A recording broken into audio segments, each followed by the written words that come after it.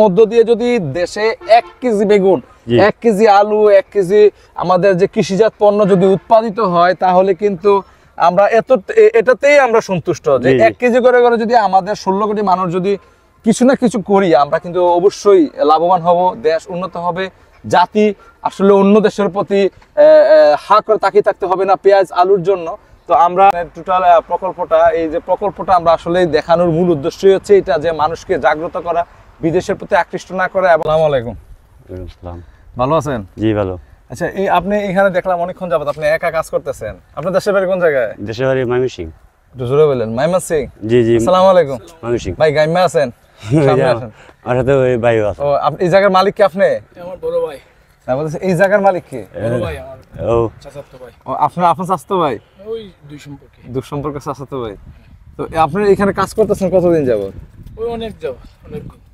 মানে কি রকম দিন হবে? এই তো অনেক বছর আগে। হ্যাঁ, উনি আমার থেকে অনেক বছর আগে। আমি তো ওনার আত্মীয়, এর জন্য ওই কিছুদিন হইছে, 1 বছর হইছে।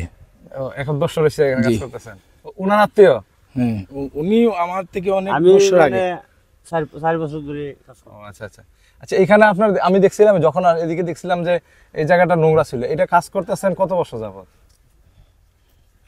প্রতি বছর এই কাজ হয়। 4 বছর যাবত কাজ করতেছে। এই জায়গাটা পরিকল্পনা নিছে, এই ক্ষেত খামার করার এই পরিকল্পনা কার? এটা এই আমাদের বড় ভাই ইসমাইল আলী সাহেব। ইসমাইল আলী শেখ, ওনার এই পরিকল্পনা ওনার? জি, ওনার কোম্পানির নাম আছে গ্লোবাল এরিয়া।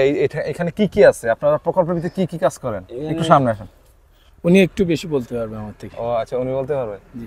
আচ্ছা, এখানে কি কি কাজ করেন আপনারা? এখানে আপনার ওই মৎস্য চাষ করা হয়। হ্যাঁ, এবং কি লেবুর বাগান করা হয়েছে। হ্যাঁ, লেবুর বাগান করেছে। তারপরে এই যে শাকসবজি, হ্যাঁ, এগুলাও আপনার, এবং কি সবজি জাতীয় আরো টমেটো, বাঁশখেতি, ওইগুলো করতেছি।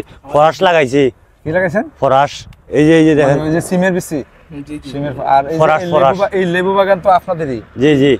এই ফিশারি, এখানে লেবু বাগান, আর ওইটা হচ্ছে আপনার ওই যে পুকুর। জি জি।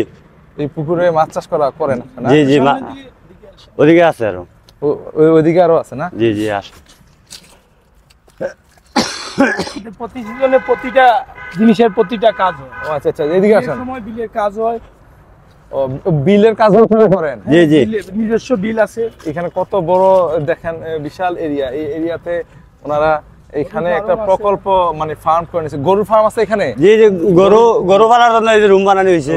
গরু আনা হয় নাই? গরু আগে আসিল আপনার, উনার আমার চাচা যে সময় ছিল 4 বছর আগে, ওই টাইমে ছিল, কিন্তু গরুগুলা মানে দেখভাল করার লোক ছিল না, এই জন্য গরুগুলা বিক্রি করা হয়েছে। এবং কিছু গরু আছে সুরে নিয়ে গেছে। ময়মনসিংহ। আপনার ওই এলাকায় ময়মনসিংহ। আর আপনার এই এলাকা? আচ্ছা, আপনারা যে এই এলাকায় কাজ করতেছেন ময়মনসিংহ থেকে আসে?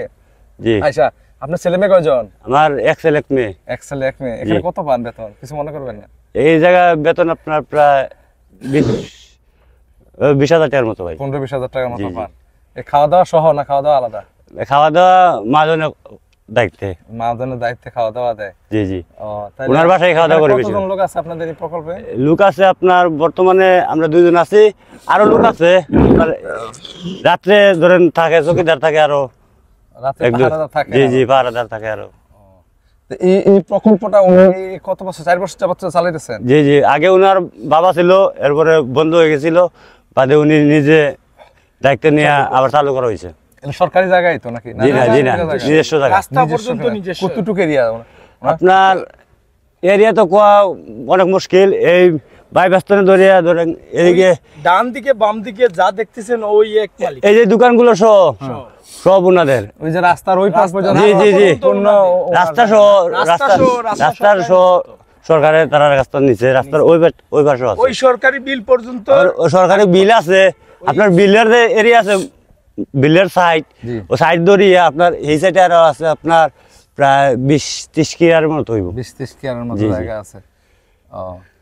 ও, তাহলে ওনার বিশাল বড় এরিয়া। জি জি জি, অল্প এরিয়ার ভিতরে কাজ করতেছে আপাতত। জি জি জি, মানে পুরাটা কাজ করতেছে। ওই সাইডে আপনার এই যে গরুর খামার হবে, ওই দিক দিয়ে এদিক দিয়ে খামার হইবে আরো। আর এদিক দিয়ে আপনার ক্ষেত, ধান ক্ষেত, কৃষি ক্ষেত করা হয়, ধান চলতেছে, কাজ চলতেছে। আর আমাদের ওই দিক দিয়ে বাঁশ ক্ষেত চলতেছে।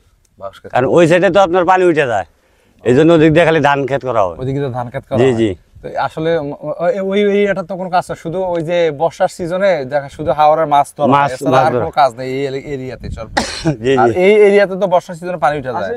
না এই বন্যার সময় আপনার উঠছিল। জি জি এখন আর পানি ওঠে না। জি না এখন আমি এটাই বলতেছি যে এমনি এই যে আপনার যখন বর্ষা হয় তখন পানি ওঠে না এখানে? জি না এদিকে পানি উঠে। এখানে পানি ওঠে না। জি না। ও আচ্ছা আচ্ছা, একমাত্র বন্যা হইলেই পানিটা ওঠে। জি জি আসেন ওই দিক দিয়ে আসলে আমাদের সামনে আরো কিছু আছে আপনার, আরো মানে আস্তে আস্তে ভাড়া নিতেছে।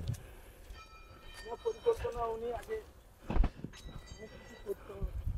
স্টপ হয়ে গেছিল। আপনার যে কোনো একটা কাজ করতে হলে তো পয়লা ছোট থেকে কি করতে হবে। জায়গায় জায়গায় আপনার ওই যে লেবু টেবু এটা সেটা সবকিছু মোটামুটি লাগাইছেন না? জি জি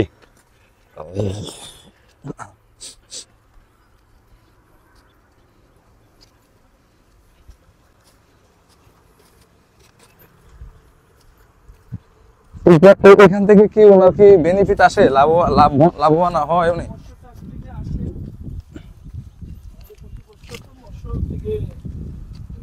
মৎস্য থেকে ইনকাম জি জি মাছ থেকে ইনকাম আসে। জি, তো জি। এখানে এই দুইটা প্রজেক্ট ওনার। জি জি আর ওই যে ওই প্রজেক্টটা কার? ওই প্রজেক্টটা আপনার এটা হলো পেট্রোল পাম্প। Petrol pump. জি, জি। পাম্পের যা খালি জায়গা ওই হ্যাঁ। দিক দিয়ে দেখতেছেন এই ওগুলা সব এই সব ওনার। জি জি একজন। ওই যে আমরা রেডি করতেছি আরো কিছু জিনিস।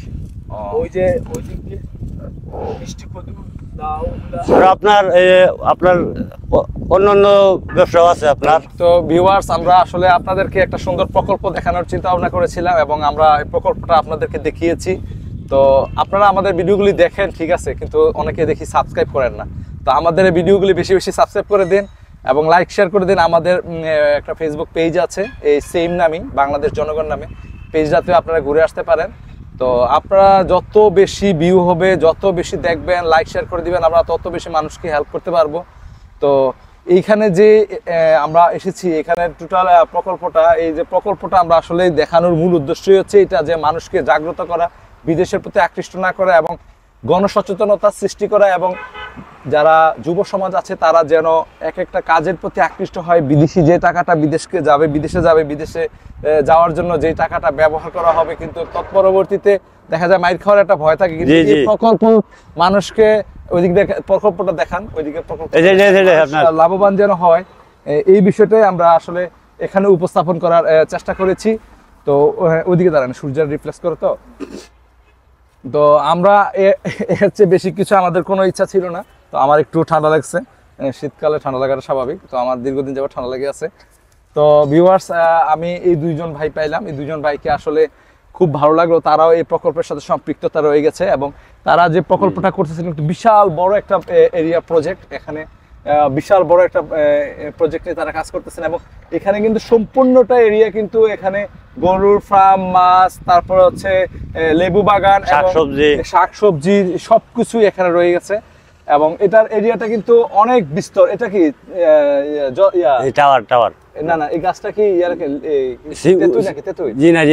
আচ্ছা আচ্ছা, এখানে বিশাল বড় একটা প্রজেক্টের ব্যবস্থা এখানে করা হয়েছে। মালিক নাম কি? মালিকের নাম কি? ইসমাইল আলী। উনি মালিক, যিনি এই প্রকল্পটা বর্তমানে দায়িত্বে আছেন, যিনি মালিক, উনি এটা প্রকল্পটা করেছেন। তো আমি আমার তরফ থেকে এই দুই ভাইকে সামান্য একটু উপহার। জি, প্রকল্পের মেইন মালিক হইল আগত আলী লাল মিয়া।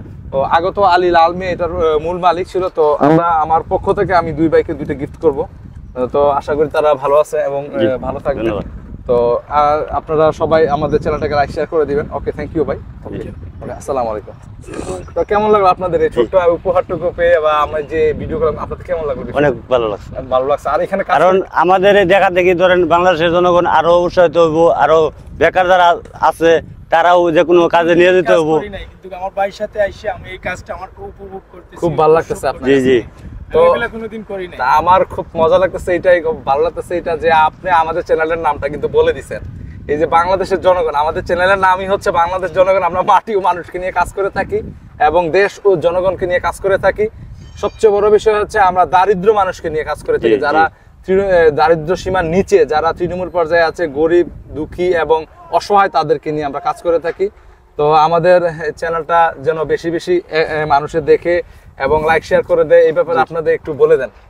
আমরা সবাই বাংলাদেশের জনগণকে বলবো যেন আমাদের এই বাংলাদেশ জনগণের চ্যানেলের পক্ষ থেকে লাইক শেয়ার করে দেয়, সাবস্ক্রাইব করে দেয়, সাবস্ক্রাইব করার জন্য বেশি বেশি করে। আর যারা বেকার আছেন তারা আপনার এগুলা আরো আমাদের মতো আপনারা যদি শুরু করেন, প্রকল্প খুলেন, সে ভবিষ্যতে বাংলাদেশের জনগণ বেকার থাকবেন না, বাংলাদেশ জনগণ বেকার থাকবে না এবং কি অন্য দেশের উপর নির্ভরশীল আলু এগুলোর দাম বৃদ্ধি পাবে না। আচ্ছা, বর্তমানে যে দ্রব্যমূল্যের উপরে ভিত্তি করে আপনাদের মতবাদ কি, বা কিরকম লাগে এই দ্রব্যমূল্য, বা আপনাদের কিনতে, বা বর্তমানে কেমন দ্রব্যমূল্যের উপরে, বা বাজার দরটা কেমন? বাজার দর বর্তমানে আপনার যারা আমাদের মতো মানে আগে যারা দৈনিক কর্মজীবী আছে, চাকরিজীবী কিছু কিছু আছে, চাকরি করে 15-20 হাজার টাকা বেতন পায়, তার জন্য ফ্যামিলি চালাই নেওয়া খুব কষ্টকর।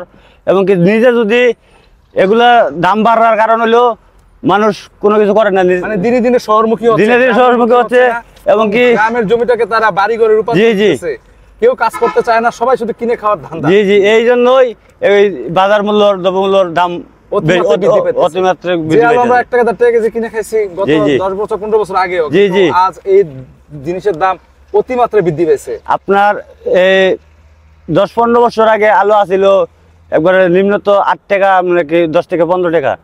চাউল ছিল আপনার 17-18 টাকা, এখন 60-70 টাকা চাউল। কারণ এই দাম বাড়ার কারণ হলো কৃষিকাজ কেউ করতে চায় না, কারণ সব শহরে থাকতে চায়, এই জন্যই এই অবস্থা।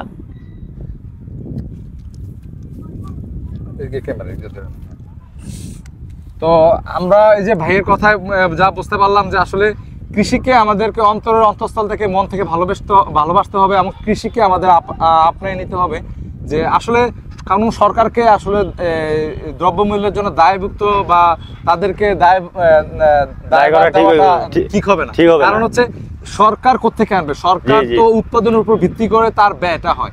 তা আমরা যদি সকলে যদি শহরমুখী হয়ে যাই, বাড়ি ঘরে গ্রামের উপরে তা আমরা যদি আশ্বস্ততা ফিল না করি, যে আমরা যদি গ্রামকে আমরা যে প্রাধান্য না দেই এবং গ্রামটাকে আমরা যে আপন ভেবে না নেই, এবং এই কৃষিকাজের সাথে যদি সম্পৃক্ততা না থাকে ছোট ছোট করে, তাহলে এই মাছটা বা এই পণ্যটা উৎপাদন হবে কোত্থেকে, বা এটা বিপণন হবে কোত্থেকে? আমাদের আগামী দিনগুলো আরো খুব কষ্ট যেতে পারে যদি আমরা এগুলো না করি। যে অবস্থা চলে আসছে এরকম যদি চলমান থাকে, তাহলে আমাদের অদূর ভবিষ্যতে আরো কঠিন বাস্তবতার মুখোমুখি আমাদের হতে হবে। এবং বর্তমানে আমরা এমন এক সিচুয়েশনে আছি, আমি গত কিছুদিন পূর্বে একটা ভিডিও দেখেছিলাম যে ফেনা ক্ষেতের কচুরি পানা দিয়ে কিভাবে ভর্তা বানাইতে হয় তা দেখানো হচ্ছে, যেটা খাওয়া তো দূরের কথা, গরুরও খাইতো না, গরুদেরকে ঘাস খাওয়ানো হতো দুধ।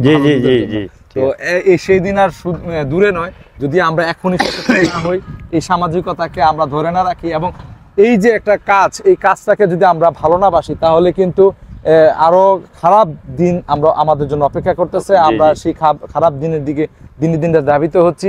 এই যে একটা প্রকল্প, আরেকটু দেখান, এই প্রকল্পটা কিন্তু এমন কোনো কষ্টের বিষয় না। প্রতিদিন 2 ঘন্টা থেকে 3 ঘন্টা শ্রম দিলেই হয়।